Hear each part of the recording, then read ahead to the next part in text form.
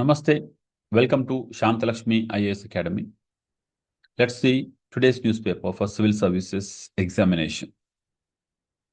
ఈరోజు November 19, 2024 the Hindu news పేపర్లో important news items ఏంటి, especially for civil services aspirants. మొదటగా మనం జస్ట్ ఈ సెషన్లో ఇంపార్టెంట్ న్యూస్ ఐటమ్స్ ఏంటి, అవి ఎలా మనకు ఎగ్జామ్లో కనెక్ట్ అవుతాయి మాత్రమే చూస్తాం ఇక్కడ, అంతే. ఇక్కడ మనము ఆ న్యూస్ ఐటమ్ మొత్తం డీటెయిల్స్ అన్నీ డిస్కస్ చేయము. మీకు అసలు ఏ న్యూస్ ఇంపార్టెంటో తెలిస్తే అత్యంత తక్కువ టైంలో ఆ ఏరియా వరకే చదువుకోవచ్చు అని చెప్పడానికే దీని ఉద్దేశం. అంతేగాని ఇక్కడ మొత్తం కూడా న్యూస్ ఐటమ్స్ని ఎక్స్ప్లెయిన్ చేయను నేను. మనం రెగ్యులర్గా క్లాసులు డిస్కస్ చేస్తుంటాం కదా, అది కొనసాగుతూ ఉంటుంది. ఈ ఇష్యూస్ బ్యాక్గ్రౌండ్లో ఏ ఇష్యూస్ ఉన్నాయి వాటిని మనం కరెంట్ అఫైర్స్ క్లాసులు డిస్కస్ చేస్తాం. కానీ ఇక్కడ ఏ ఇష్యూస్ని మనం చదవాలో మాత్రమే హైలైట్ చేస్తాను నేను. ఇక్కడ చికెన్ గున్యా కేసెస్ వచ్చాయంట ఇండియాలో, తెలంగాణలో ఎస్పెషల్లీ. తెలంగాణలో చికెన్ గున్యా కేసులు పెరిగితే చూడండి, అమెరికన్ గవర్నమెంట్ వాళ్ళు వాళ్ళ ప్రజలకి అలర్ట్ చెప్పారు. ఇది అమెరికన్ పౌరులకి, డోంట్ విజిట్ తెలంగాణ, అక్కడ చికెన్ గున్యా ఉందంట. అంటే చూడండి ఎంత కేర్ఫుల్గా ఉన్నారు. అగ్రరాజ్యం అంటే తన పౌరుల పట్ల అంత జాగ్రత్తగా ఉంటుందా?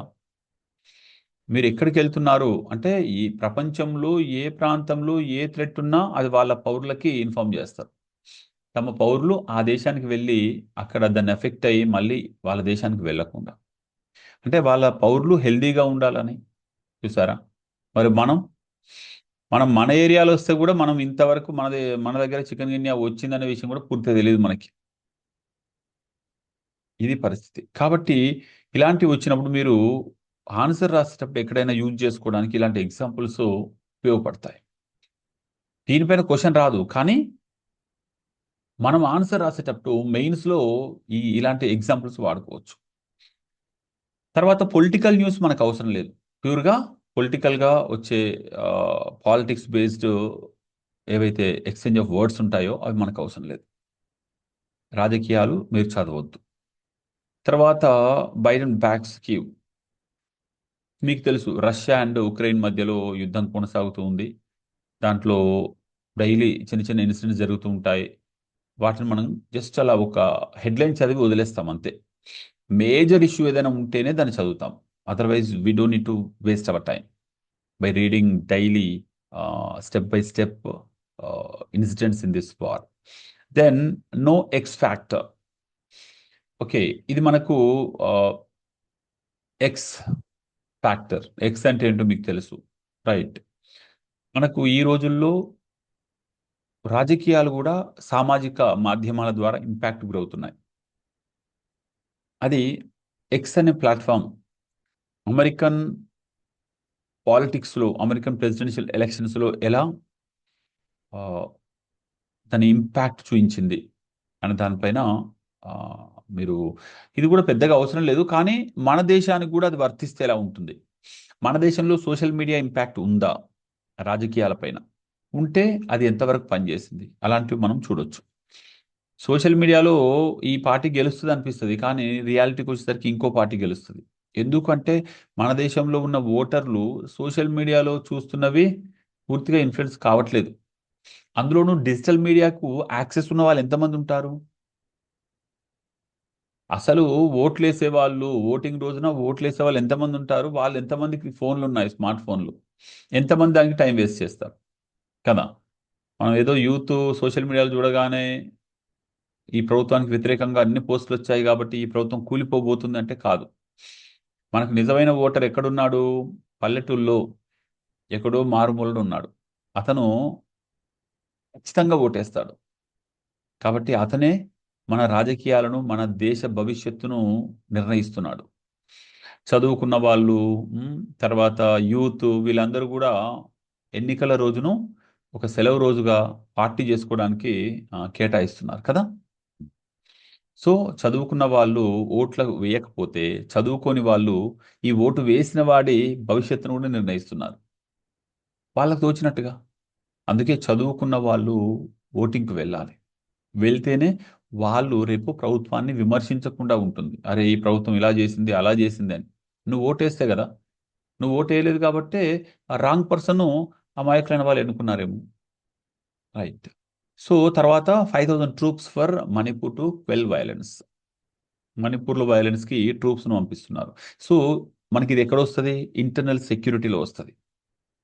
ఇంటర్నల్ సెక్యూరిటీలో భాగంగా తీసుకుంటాం. ట్రూప్స్ అంటే ఏ ట్రూప్స్ పంపిస్తారు అక్కడికి? మనకున్న ట్రూప్స్లలో ఇటువంటి వైలెన్స్ జరిగితే ఏ ట్రూప్స్ పంపిస్తారు? కమ్యూనల్ వైలెన్స్ జరిగితే ఏ ట్రూప్స్ను డిప్లాయ్ చేస్తారు? ఏ సెక్యూరిటీ ఫోర్సు ఏం చేస్తుంది అనేది మీకు లిస్ట్ అవుట్ తెలిసి ఉండాలి. సిఐఎస్ఎఫ్ ఏం చేస్తుంది? ఆర్మీ ఏం చేస్తుంది? బిఎస్ఎఫ్ ఏం చేస్తుంది? అస్సాం రైఫిల్స్ ఏం చేస్తుంది? సశస్త్ర సీమ వాళ్ళు ఏం చేస్తుంది? సిఆర్పిఎఫ్ ఏం చేస్తుంది? కోబ్రా లేకపోతే ఇలాంటి కొన్ని స్పెషల్ ఫోర్సెస్ కూడా కొన్ని వచ్చిపోతుంటాయి. గ్రే హౌండ్స్ ఏం చేస్తుంది? పోలీసులు ఏం చేస్తారు? ఎన్ఐఏ ఏం చేస్తుంది? ఈడీ ఏం చేస్తుంది? సిబిఐ ఏం చేస్తుంది? రా ఏం చేస్తుంది? ఐబీ ఏం చేస్తుంది? ఇలా సెక్యూరిటీ ఫోర్సెస్ ఏమేమి ఉన్నాయి, వాటి మ్యాండేట్ ఏంటి, ఇది ఒకసారి మీరు లిస్ట్ అవుట్ చేసి చూసుకోండి. అంతేగాని ఇక్కడ ఈ మణిపూర్కి ఇంతమంది వెళ్తున్నారు ఇది కాదు. ఎవరు వెళ్తున్నారు ఇక్కడ చూస్తే మీకు central armed police force, CAPFs.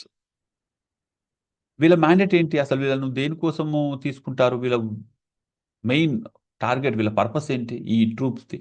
అది మీరు ఇవన్నీ కలెక్ట్ చేసుకోవాలి. మనం క్లాస్లో ఇవన్నీ డిస్కస్ చేస్తాం. Right. Yeah. Space X Falcon 9 deploys Indian satellite into orbit. మనము విదేశీ శాటిలైట్లనే స్పేస్లోకి పంపిస్తున్నాం. అలాగే మనవి కూడా ఇతర దేశాల చేత పంపిస్తూ ఉంటాం. ఎందుకంటే మనకి ఇమీడియట్గా లాంచ్ చేయడానికి రెడీగా లేదు, కానీ మనకు శాటిలైట్ పంపించాల్సిన అవసరం ఉంది. అప్పుడు ఏం చేస్తాం? We get the help from other space agencies like SpaceX. SpaceX ఏంటి, దాని రోల్ ఏంటి, అది ప్రైవేట్ ఆర్గనైజేషనా గవర్నమెంట్దా? ఒకసారి దాని గురించి తెలుసుకోండి.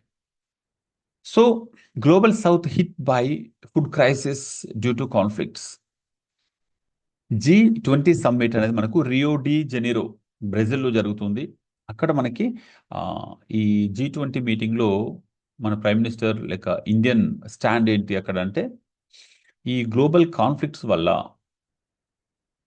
ప్రపంచంలో ఈ ఘర్షణల వల్ల ఈ సౌత్, గ్లోబల్ సౌత్ అంటే గ్లోబ్లో దక్షిణ భాగాన ఉన్న దేశాలు, ముఖ్యంగా పేద దేశాలు, దక్షిణ భాగాన ఉన్న అనేక దేశాలు పేద దేశాలు ఎక్కువగా. కాబట్టి మధ్యతరగతి లేక దిగువ మధ్యతరగతి లేక పేద వర్గాలు అంటారుగా, అటువంటి దేశాలు ఆహారపరమైన సంక్షోభాన్ని ఎదుర్కొంటున్నాయని చెప్పేసి ఈ స్టేట్మెంట్ ఇచ్చారు. సో ఇటువంటి స్టేట్మెంట్స్ మీరు రాసుకోవాలి. ఎక్కడ? కొటేషన్స్లో కానీ, మీరు కరెంట్ అఫైర్స్ నోట్స్లో కానీ రాసుకొని, ఈ కొటేషన్ని ఎస్ఏలో కానీ మీ ఆన్సర్లో కానీ, ఫుడ్ క్రైసిస్ వచ్చిన, ఇంటర్నేషనల్ రిలేషన్స్లో కాన్ఫ్లిక్ట్స్ గురించి వచ్చిన, అక్కడ మీరు వినియోగించుకోవాలి. అదే వాల్యూ ఎడిషన్. ఊరికి అందరు చదివినట్టుగా పుస్తకాలు చదివి ఎగ్జామ్ రాస్తే మార్కులు పడవు. మార్కులు పడాలంటే వాల్యూ ఎడిషన్స్ ఉండాలి. ఆ వాల్యూ ఎడిషన్స్ రావాలంటే అవి ఏంటి తెలియాలి, వాటిని ఎక్కడి నుండి పిక్ చేసుకోవాలో తెలియాలి, వాటిపైన వర్కౌట్ చేయాలి. మీరే చేయాలి. మార్కెట్లో ఎవరో చేసి మీకు ఇవ్వరు. వాటిని ఏదో నేను బైహార్డ్ చేసుకుని వెళ్తా అంటే కాదు. మీరు సొంతంగా సొంత వర్క్ చేయాల్సిందేనండి. అప్పుడే real flavour of civil services అనేది తెలుస్తుంది. సో ఇంకా మీకు తెలుసు ఢిల్లీలో ఎటువంటి పొల్యూషన్ సిచ్యువేషన్ ఉంది, దానికి ఎటువంటి పరిష్కారాలు చూస్తున్నారు. మీరైతే ఏం చూస్తారు? ఢిల్లీలో మీరే సీఎం అయితే ఏం చేస్తారు? సీఎంకు పిఏ అయితే ఏం చెప్తారు? What kind of policies you frame to control the pollution? Okay. And ఇప్పుడు చేస్తున్నవి ఏంటి, ఆ మెజర్స్ ఏం చేస్తున్నారు ఒకసారి చూడండి. Nirmala lies growth dip worries moods rate cuts. So మనకు ఫినాన్స్ మినిస్టర్ ఏదైనా స్టేట్మెంట్ ఇస్తే ఇంపార్టెంట్ కాబట్టి ఇలాంటివి వస్తే చదవాలి. తర్వాత మిగిలిన పాలిటిక్స్ అవసరం లేదు. సొసైటీలో ఇన్ఫ్లేషన్ పెరిగినప్పుడు రేట్ కట్స్ ఏం చేస్తారు, ఎలా చేస్తారు? రేట్ కట్స్ అంటే ఏంటి? SLR, repo rate, reverse repo rate, bank rate, అసలు ఈ రేట్లు ఏంటి? వీటిని పెంచడం ద్వారా మార్కెట్లో ఏం జరుగుద్ది, తగ్గించడం ద్వారా మార్కెట్లో ఏం జరుగుద్ది అని తెలుసుకోండి. తర్వాత Hasina inciting her loyalist we will seek extradition Yunus Bangladesh. బంగ్లాదేశ్కు ఎన్నుకోబడని అపాయింట్ చేయబడని ఎస్ ఎవరైనా ప్రైమ్ మినిస్టర్. ఇప్పుడు చెప్పాలంటే ఆ, ఇతనికి ఏ రోల్ ఉందో తెలియదు. అతను ప్రెసిడెంటా ప్రైమ్ మినిస్టరా, ఎన్నుకోబడ్డా ఎన్నుకోబడలేదా, అపాయింట్ చేశారా, ఎవరు అపాయింట్ చేశారు, చూసారా. This is the democracy in our neighbours. మన నైబరింగ్ కంట్రీలో డెమోక్రసీ ఎలా ఉందో చూడండి. అంటే వితౌట్ ఎనీ ప్రాపర్ ఎలక్షన్స్ ఇక్కడ రూలర్స్ వచ్చేస్తున్నారు. That's a wrong sign. అది మన దేశానికి చుట్టూ ఇలాంటివి ఉండకూడదు. ప్రాపర్ డెమోక్రటిక్ సిస్టమ్ ఉండాలి. ఎనీవే ఈయన ఏమంటున్నాడు ఇక్కడ, హసీనాను ఎక్స్ట్రడిషన్ అంటున్నాడు. ఎక్స్ట్రడిషన్ అంటే ఏంటో నేను చెప్పాను మొన్న క్లాస్లో కూడా. ఎక్స్ట్రడిషన్కి సంబంధించిన అగ్రిమెంట్ ఉంటే ఆ దేశాల నుండి ఆ, మన దేశానికి కావాల్సిన క్రిమినల్స్ మనం ఈజీగా రప్పించుకోవచ్చు. వాళ్ళు ఎక్కడున్నారో తెలుసుకోవడానికి ఇంటర్పోల్ హెల్ప్ తీసుకుంటాం. ఇంటర్పోల్ ఎటువంటి నోటీసులు ఇస్తుంది, ఆ నోటీసుల కలర్స్ ఏంటి, రెడ్ కార్నర్ నోటీస్ అంటే ఏంటి, ఇవన్నీ కూడా మనం క్లాస్లో డిస్కస్ చేస్తాం కూడా. రైట్. సో మనం మొన్న చెప్పుకున్నాం సిబిఐ లాంటివి ఏమన్నా ప్రెజర్ చేస్తే పార్టీలు మారుతున్నారా, సిబిఐ ఈడీ లాంటి ఆర్గనైజేషన్స్ని నెగిటివ్గా వాడుకుంటుందా సెంట్రల్ గవర్నమెంట్, దీనిపైన మనకు క్వశ్చన్ వస్తుంది. ఆల్రెడీ మనకు గ్రూప్ 1 రిలేటెడ్ దాంట్లో కూడా డిస్కస్ చేసాం. సో తర్వాత ఈ స్టేట్స్ రిలేటెడ్ న్యూస్ పెద్దగా మనం చదవాల్సిన అవసరం లేదు. అంటే ఎక్కువగా స్టేట్ రిలేటెడ్ ఆ మైన్యూట్ ఇష్యూస్ వస్తూ ఉంటాయి, పాలిటిక్స్ వస్తూ ఉంటాయి, ఇంటర్నల్ వాళ్ళ మధ్యలో అగ్రిమెంట్లు డిసగ్రిమెంట్లు వస్తూ ఉంటాయి. కాబట్టి మనం చదవాల్సిన అవసరం లేదు. తర్వాత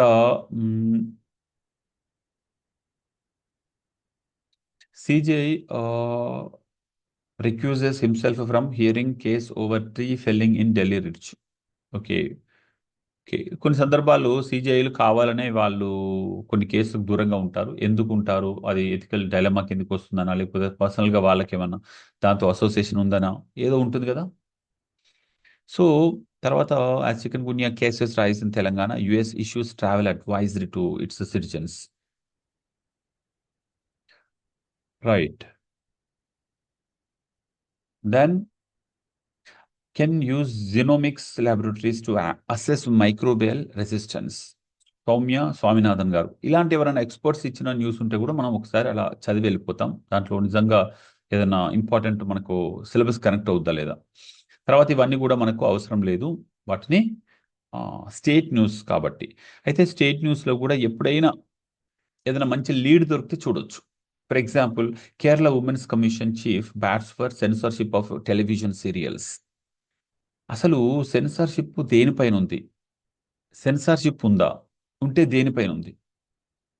మనకు సెన్సార్షిప్ అనేది ఓన్లీ సినిమాలకే ఉంది, ఇంకెక్కడుంది.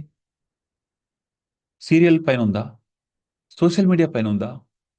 సెన్సార్షిప్ అంటే ఏంటి, ఏం చేయాలి, దేనికోసం ఉంది, ఉంటే ఒకచోటే ఎందుకుంది, సినిమాలపైన ఎందుకుంది కదా. సీరియళ్లలో అటువంటి కంటెంట్ లేదా, సీరియళ్లను కోట్ల మంది చూడట్లేదా. అంటే అందరూ కలిసి ఒకచోట కూర్చొని చూస్తేనే దాన్ని అబ్సీన్గా చూస్తారా, ఇండివిజువల్గా చూస్తే దాన్ని అబ్సీన్గా చూడరా.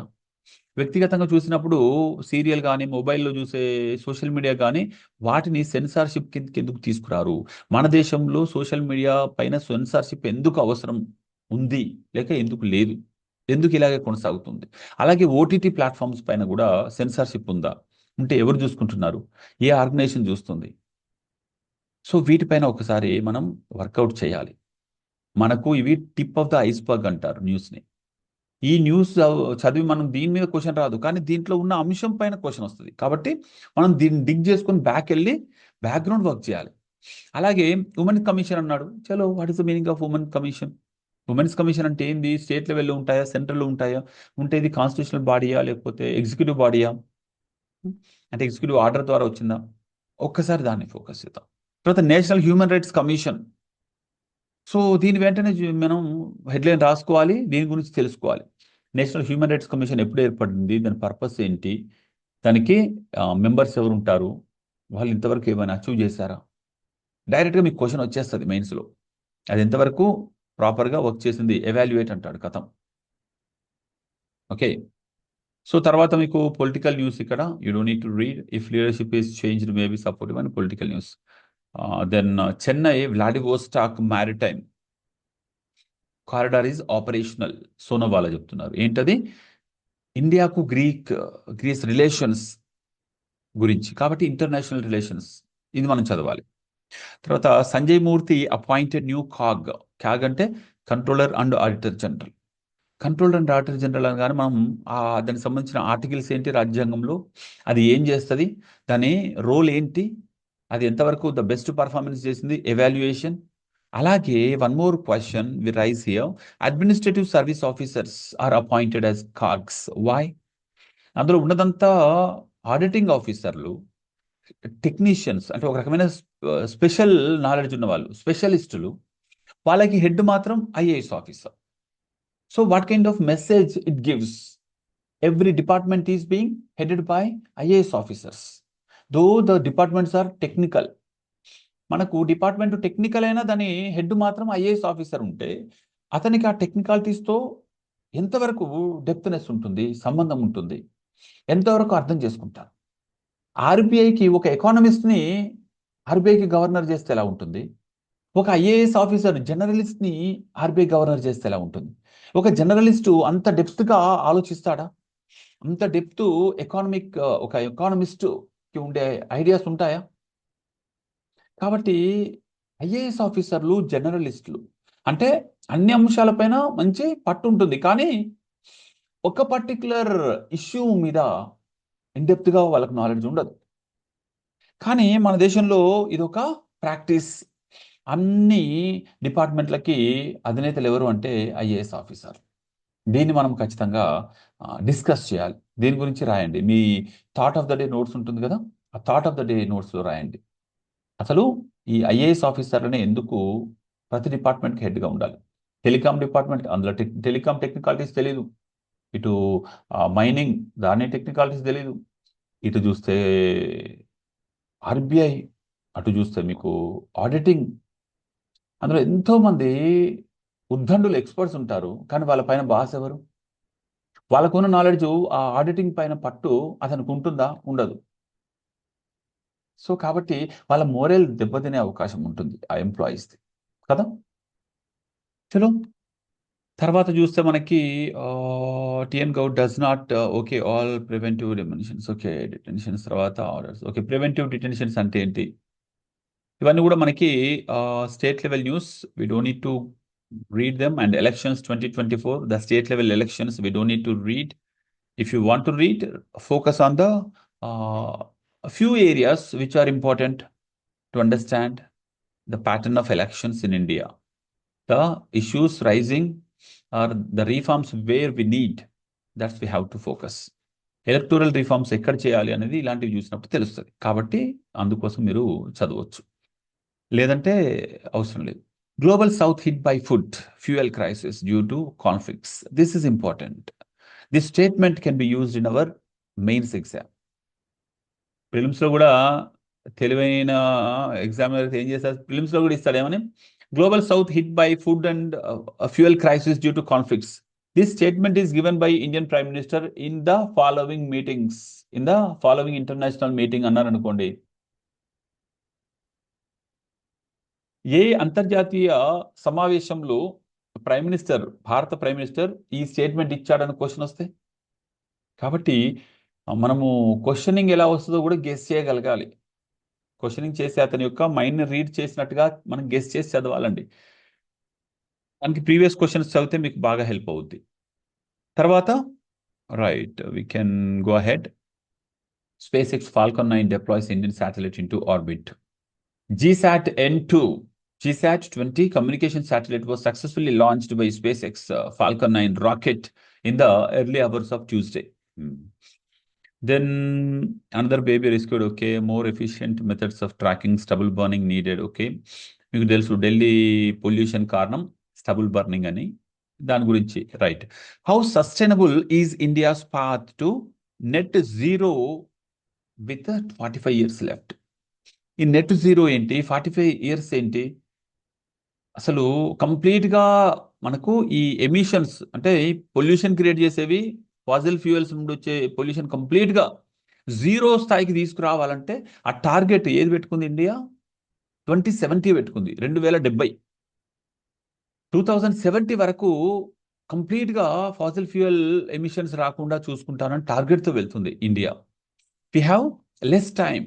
బట్ ఒక సైడ్ ఏమో మనకి ఎనర్జీ నీడ్స్ పెరుగుతున్నాయి, ఇంకో సైడ్ ఏమో మన టార్గెట్ ప్రకారంగా ఈ ఎనర్జీ ఫాసిల్ ఫ్యూయల్ ద్వారా ప్రొడక్షన్ చేయకూడదనే డిసిషన్ పెరుగుతుంది. మరి ఇప్పుడు ఎలా? How to balance these two? One side responsibility, other side demand from the needs. మన అవసరాలతో వస్తున్న నీడ్స్ నుండి వస్తున్న డిమాండ్ ఉందండి, దాన్ని ఎలా? కాబట్టి we have to read this, we have to read this. And also one more thing, this is also some extent you can observe a thing. Tea is a way of life. Okay, tea is a way of life in Azerbaijan, Baku area లో. అదే కాదు, ఎక్కడైనా tea is a part of our culture now కదా. అయితే మన food habits environmental చేంజెస్తో ఎలా మారతాయి అనేది కూడా ఇక్కడ మనము నేర్చుకోవచ్చు, కనిపెట్టవచ్చు. ఏంటది? ఇప్పుడు వాతావరణంలో టెంపరేచర్ పెరుగుతుంది అనుకోండి, generally what happens, the trending of having hot beverages like tea, coffees, వీటి యొక్క కన్సంప్షన్ తగ్గిపోద్ది కదా. టెంపరేచర్ పెరుగుతుంది అనుకోండి, కూల్ డ్రింక్స్ది ఇంటేక్ అనేది పెరుగుద్ది. అదే టెంపరేచర్ తగ్గిపోతుంది అనుకోండి, అప్పుడు హాట్ బ్యావరేజెస్ అంటే మనకు టీ, కాఫీ, ఇంకేదైనా సూపులు తాగడం పెరుగుద్ది కదా. సో ఇది ఒక చిన్న అబ్జర్వేషన్ అనుకొని మీరు అది చూడండి అంతే. రేపు టీ కన్సంప్షన్, కాఫీ కన్సంప్షన్ తగ్గుద్ది, అప్పుడు ఆ ఇండస్ట్రీ మీద కూడా ఇంపాక్ట్ పడుతుంది. ఆ గార్డెన్స్ పెరగడం పైన, వాటిని పండించడం పైన, అక్కడ ఉన్న లేబర్ పైన, సప్లై చైన్ పైన, అన్నింటిపైన ఇంపాక్ట్ పడుతుంది కదా. రైట్. సో అంటే ఒక్క వాతావరణ మార్పు అనేది ఎన్ని అంశాలపైన ఇంపాక్ట్ చూపిస్తుంది, అది మనకు ఇలాంటి చిన్న చిన్న ఇష్యూస్ ద్వారా మనకు మిగిలిన అంశాలు కూడా ఆలోచించే ఒక ఇన్పుట్ వస్తుంది కదా. Right. Manipur as a case for imposing article 356. Article 356 అనేది ఎంతవరకు మిస్యూజ్ అయింది, అసలు దాని ఉద్దేశం ఏంటి? ఒక రాష్ట్రంలో రాష్ట్రపతి పాలన విధించాలంటే రూల్స్ ఏంటి, అది ఎక్కడ మిస్యూజ్ అయింది, ఎన్నిసార్లు మిస్యూజ్ అయింది, ఎంతవరకు కరెక్ట్గా ఉపయోగించారు, దానిపైన మనం తెలుసుకోవాలి. ఈ ఆర్టికల్ దేనిపైన ఉంది, దాని బ్యాక్గ్రౌండ్ తెలుసుకుందాం మనం. ఇతను ఇందులో ఏం చెప్తున్నాడంటే ఒకటో రెండో పాయింట్లు ఉంటాయి, ఆ 2 పాయింట్లు 3 పాయింట్లను మనం జస్ట్ ఫాస్ట్గా ఒకసారి చూస్తే తెలిసిపోద్ది. యూ డోంట్ నీడ్ టు అంటే ఒక్కొక్క సెంటెన్స్ డీప్గా చదవాల్సిన అవసరం లేదు. అండ్ ట్విన్ నెగ్లిజెన్స్, ఇది మనకు డిజాస్టర్ మేనేజ్మెంట్, ఇది ఫైర్ యాక్సిడెంట్ జరిగింది ఝాన్సీలో, అక్కడ దాని గురించి. సో మనకు డిజాస్టర్ మేనేజ్మెంట్ ఉంది మెయిన్స్లో, పేపర్ 3. దెన్ ప్రతిదీ ఏ పేపర్లో వస్తుందో మీరు కనెక్ట్ చేసుకోవాలి. దిస్ టైమ్ ఫర్ ఆఫ్రికా, నేను మొన్ననే చెప్పాను క్లాస్లో ఏమని, as India is moving towards Africa, Africa can be a nice destination to India for its weapons trade. India can sale its weapons, India can sale its all manufacturing goods, make in India చేస్తున్నాం. Home made అంటే home kitchen related appliance, home needs, ఇవన్నీ కూడా మన దగ్గర ఉండి export చేయొచ్చు ఆఫ్రికాకి. Africans they can easily buy our products because our products are cheap in comparison with the western products. Western goods కంటే మనకి చీప్లో ఉంటాయి కాబట్టి ఈజీగా ఆఫ్రికన్ మార్కెట్ మనం రీచ్ కావచ్చు. సో ఇండియా ఆఫ్రికన్ నేషన్స్తో ఏ దేశాలతో అగ్రిమెంట్ ఉంది, ఏ దేశాలతో ట్రేడ్ చేస్తుంది in these recent days, and also as a whole ఆఫ్రికాతో ఇండియాకి రిలేషన్స్ ఏంటి, ఈ 2 డైమెన్షన్స్లో మనం వర్కౌట్ చేసి పెట్టుకోవాలి. No X factor. Okay,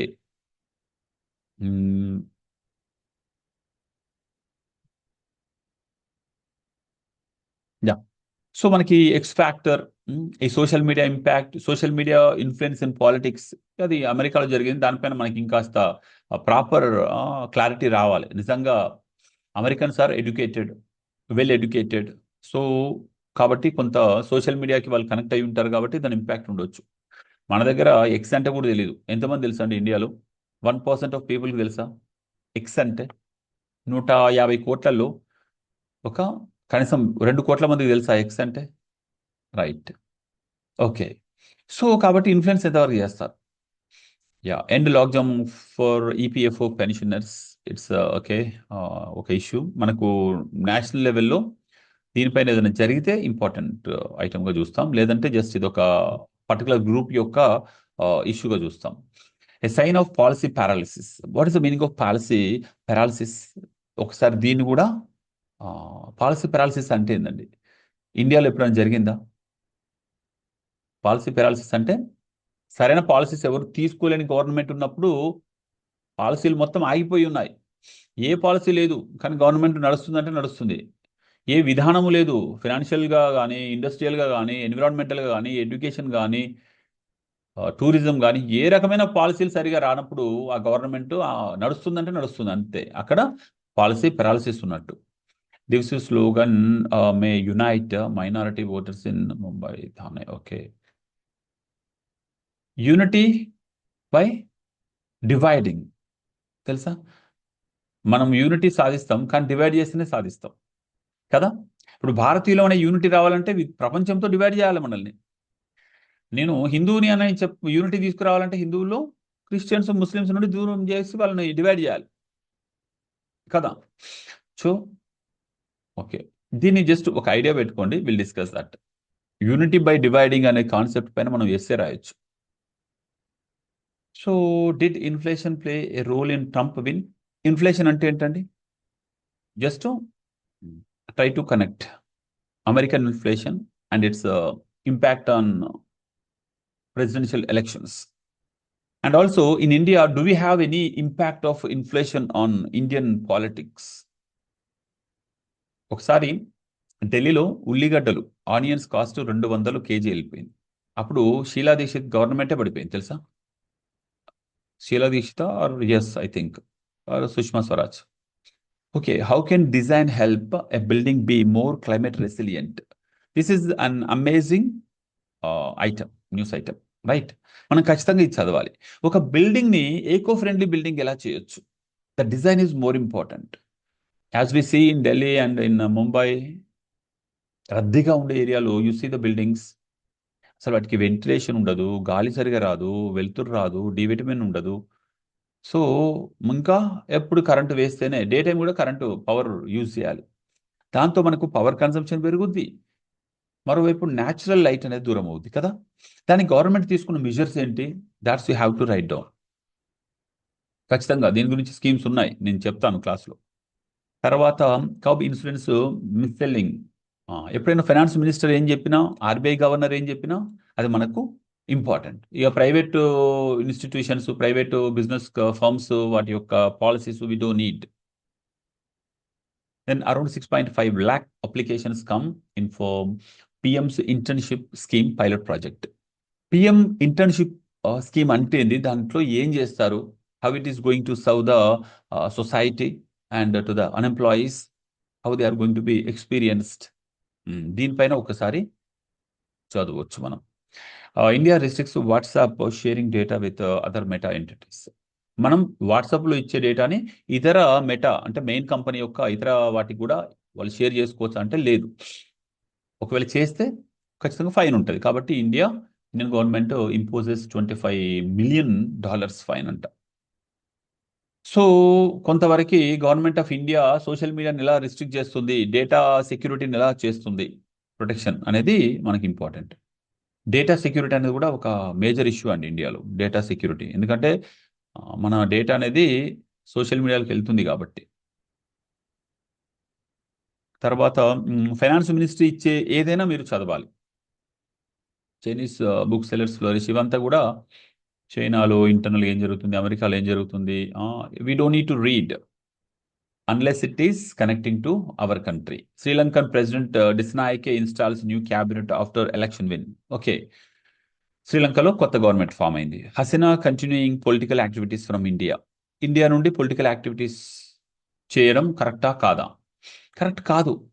she has shifted from Bangladesh నుండి ఇక్కడికి వచ్చింది దేనికి? ఒక అసైలం తీసుకుంది, పొలిటికల్ అసైలం, శరణార్థిగా వచ్చింది. ఆమె ఇక్కడ నుండి పాలిటిక్స్ చేస్తే it is against to Bangladesh కదా. బంగ్లాదేశ్ ప్రజలకి, బంగ్లాదేశ్ ప్రభుత్వానికి వ్యతిరేకమైంది. కాబట్టి India should not allow that. Do you know who else? One more person is also taking asylum in India from China. He came from China, Tibet. Dalai Lama తెలుసుగా, అతను కూడా ధర్మశాలలో ఒక asylum already తీసుకుంటూ ఉన్నాడు. ఒక అతను మనకు మత గురువు కావచ్చు, రాజకీయపరమైన అసైలం అని దీన్ని అంటూ ఉంటారు. సో ఈ విధంగా భారతదేశము ఇలా అసైలం వాళ్ళకి షెల్టర్ ఇవ్వడం ద్వారా ప్రపంచానికి ఒక నెగిటివ్ వెళ్తుందా, పాజిటివ్ వెళ్తుందా మెసేజ్? అంటే పక్క దేశాల నుండి పారిపోయి వచ్చిన వాళ్ళకు ఇండియా షెల్టర్ ఇస్తుందా? అంటే పక్క దేశాలకు వాళ్ళ ప్రజలకు వ్యతిరేకమైన వ్యక్తులను కూడా వీళ్ళు షెల్టర్ ఇస్తున్నారా? అంటే షేక్ హసీనాకు వీళ్ళు సపోర్ట్ చేస్తే అంటే ప్రజలకు వ్యతిరేకమా? ఇండియన్ గవర్నమెంట్ బంగ్లాదేశ్ ప్రజలకు వ్యతిరేకమా? ఎందుకంటే ప్రజలు వ్యతిరేకించిన పర్సన్ కదా ఆమె. కాబట్టి ఇటువంటి అనుమానాలు వస్తాయి. కాబట్టి ఇండియన్ గవర్నమెంట్ ఈ విషయంలో జాగ్రత్తగా ఉండాలి. సో కాబట్టి ఒక చిన్న ఐడియా మైండ్లోకి వస్తుంది మనకి. Whenever you deal with international relations you have to add this point. So తర్వాత first direct cargo shipment from Pakistan arrives in Bangladesh signalling shift in ties. Okay. Okay, ఈ ఇష్యూ పైన రేపు ఎల్లుండో ఇంకాస్త బెటర్ డిస్కషన్ వస్తుంది మనకి. అప్పుడు will see that. Israeli strikes across Gaza strip to kill 20 people. ఇదంతా డైలీ జరిగే రొటీన్, అక్కడ అవసరం లేదు. Climate talk in Baku head in to second week amid disagreements. అంతే మరి, అక్కడ అగ్రిమెంట్స్ ఏం జరగవండి. అక్కడ అమెరికా అగ్రి అంటే అన్ని అగ్రి, అమెరికా డిజగ్రీ అంటే అన్ని డిజగ్రీ అయ్యే ఛాన్స్ ఉంటుంది. And also one more thing, interesting thing here is use of VPNs is against laws of Islam, says Pakistan top cleric. VPN అంటే ఏంటో తెలుసుకోండి. వర్చువల్ ప్రైవేట్ నెట్వర్క్స్ అంటే ఏంటి? ఇలాంటివి యూజ్ చేస్తే ఎంత డేంజర్ అంటే, ఎవరు యూజ్ చేస్తున్నారు, ఎవరి మధ్య డేటా షేర్ అవుతుందో ఎవరు కనిపెట్టలేరు. ఇప్పుడు మీరు ఇంటర్నెట్ వాడుతున్నారు, ఒక ఏదో వెబ్సైట్ చూశారు, ఆ వెబ్సైట్ను చూసిన వాళ్ళు ఏ ఐపీ అడ్రస్ నుండి చూసారో మనం కనిపెట్టవచ్చు. మీరు మీ ఫోన్ నుండి ఏ ఇంటర్నెట్ ద్వారా కనెక్ట్ అయ్యారో ఆ ఇంటర్నెట్ ద్వారా చూసారని తెలుస్తుంది. లేదంటే ఫోన్ మొబైల్ డేటా వాడితే మొబైల్ నెంబర్ అని డేటా చూపిస్తుంది, ఇగో ఈ కనెక్షన్తో ఇతను వాడండు అని. అదే విపిఎన్ ద్వారా యూ కెనాట్ ట్రేస్ ఇట్. వీళ్ళు ఎక్కడి నుండి డేటా ఎక్కడికి పంపారు, వాళ్ళ మధ్య ఏం జరుగుతుంది ఎవరికి తెలియదు. ప్రైవేట్ నెట్వర్క్ ఇది, కంప్లీట్గా private network. That's more dangerous. So ఇంకా నేను చెప్తూ ఉంటాను క్లాస్లో ఏమని, కొన్నింటిని సొసైటీ పక్కాగా ఫాలో కావాలంటే ఏం చేయాలి, దానికి మతాన్ని యూజ్ చేయాలి. అప్పుడు జనాలు ఎక్కువగా ప్రాపర్గా ఫాలో అవుతారు. అయితే పాకిస్తాన్లో కూడా అదే టెక్నిక్ వాడేళ్ళు. ఏంటి, ఇలా విపిఎన్లు వాడడం ఇస్లాంకి వ్యతిరేకం, మతానికి వ్యతిరేకం అన్నారు. కథం మనకు తెలుసు. మన క్లాసులో ఎప్పుడు చెప్పుకుంటూనే ఉంటాం. సమాజంలో ఇలాంటి స్ట్రిక్ట్గా ఫాలో కావాలన్నా, మార్పులు తీసుకురావాలన్నా సోషియో రిలీజియస్ రీఫార్మ్సే ద బెస్ట్ వే. ఊరికే చట్టాలు చేయడం కాదు. చట్టం చేస్తే ఎవరు పట్టించుకుంటారు? అదే ఒక మతాచారం, మతానికి వ్యతిరేకం అని చెప్పండి, అందరు ఫాలో అవుతారు. సో అందుకే కరప్షన్ చేస్తే రక్తం కక్కుని చచ్చిపోతారు, లేకపోతే దేవుడు వాళ్ళని నరకంలో వేస్తాడు, అది నిజమే అనేది ప్రూవ్ ఒకసారి అయింది అనుకోండి, అయినట్టుగా చూపించారనుకోండి, దెబ్బకి ఎవరు అవినీతి చేయరు. అదే అవినీతి చేస్తే జైలు శిక్ష అని చట్టం పెడితే లైట్ తీసుకుంటారు. ఎందుకంటే they can easily escape from the human established law. మనిషి ఎస్టాబ్లిష్ చేసిన చట్టం నుండి తప్పించుకోవచ్చు, కానీ దేవుడి ధర్మం నుండి తప్పించుకోలేను అని చెప్పేసి మనిషి కాన్షియస్లో ఉంది కదా. చలో, use of VPNs is against law of Islam అంట. సూపర్. సో ఇట్లాంటి టెక్నిక్స్ వాడితే కొంతవరకు బెటర్, సొసైటీలో మార్పులు తొందరగా వస్తాయి. African penguins listed endangered. ఈ ఎండేంజర్డ్ స్పీసీస్ అంటే ఏంటి, వల్నరబుల్ అంటే ఏంటి, ఈ లిస్ట్ ఒకసారి చూసుకోండి. అందులో ఆఫ్రికన్ పెంగ్విన్స్ ఉన్నాయంట. నెక్స్ట్ ప్రిలిమ్స్లో ఈ క్వశ్చన్ రావచ్చు. ఆఫ్రికన్ పెంగ్విన్స్ ఏంటి, అసలు పెంగ్విన్స్ ఎక్కడ ఉంటాయి, పోలార్ బేర్స్ ఎక్కడ ఉంటాయి, can we see penguins and polar bears at one place, can we see them? ఆ రెండు కలుసుకునే ఛాన్స్ ఉందా? ఎందుకు కలుసుకోలేవు? అది ఒక ఏరియాలో ఉంటే ఇది ఒక ఏరియాలో ఉంటుంది. ఎందుకంటే మధ్యలో ఈక్వేటర్ ఉంటుంది, దే కెనాట్ క్రాస్ ఇట్ కదా. Anyway let us see that. మనం ఎన్విరాన్మెంట్ క్లాస్లో sir will discuss. Chinese book sellers, okay, we don't need. Women owned cafe in Indonesia, షరియర్, ఓకే. సో న్యూస్ ఏం చదవాలి, ఎలా చదవాలి, ఎందుకు చదవాలి, ఏ సిలబస్లో ఏ పాయింట్ ఇది కనెక్ట్ అవుతుంది, ఈ విషయాలు మనకు తెలిస్తేనే న్యూస్ పేపర్ని ప్రాపర్గా చదవచ్చు. లేదంటే అనవసరమైన న్యూస్ చదివి మీ టైం వేస్ట్ చేసుకుంటారు. స్పోర్ట్స్ అయితే మీకు అవసరం లేదు, స్పోర్ట్స్ న్యూస్ మీరు చదవాల్సిన అవసరం లేదు. ఓకేనా? చలో.